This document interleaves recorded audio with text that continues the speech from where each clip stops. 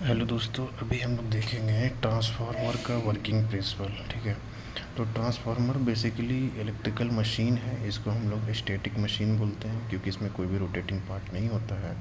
Which work on the Faraday's law of electromagnetic induction.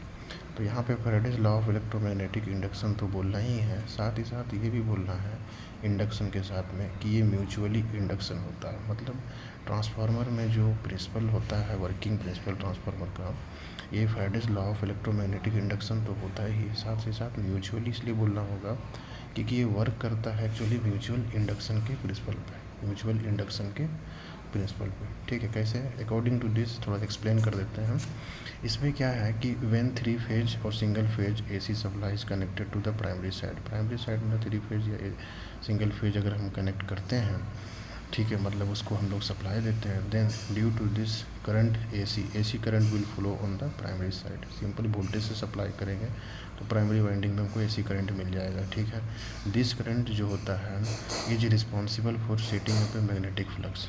देखो, यही current की वजह से क्यों मैग्नेटिक फ्लक्स रिस्पॉन्सिबल सेट होगा, क्योंकि हम लोग ट्रांसफार्मर नॉर्मली इलेक्ट्रोमैग्नेटिक मटेरियल का CRGO का कोर का यूज़ करते हैं। तो इसलिए उसमें क्या होगा कि वो मैग्नेट के जैसा इलेक्ट्रोमैग्नेट होता है, मटेरियल होता है, वो इलेक्ट्रोमैग्नेट के जैसा बिहेव करने लगेगा तो मैग्नेटिक फ्लक्स प्रोड्यूस हो जाएगा।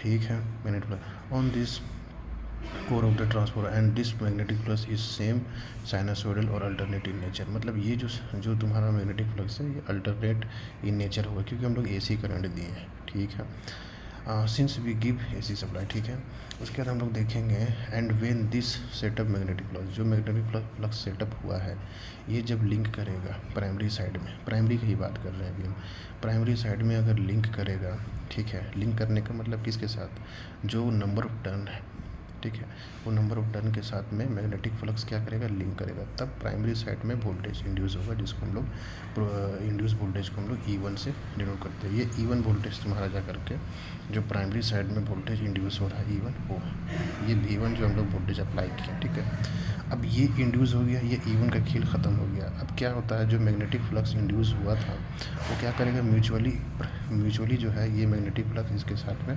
क्या करेगा, लिंक करेगा, म्यूचुअली इंडक्शन होगा।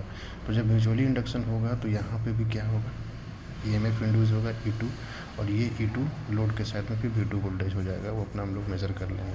तो ये नॉर्मली ट्रांसफार्मर का जो है वर्किंग प्रिंसिपल है। इसमें दो चीज़ बोलना है।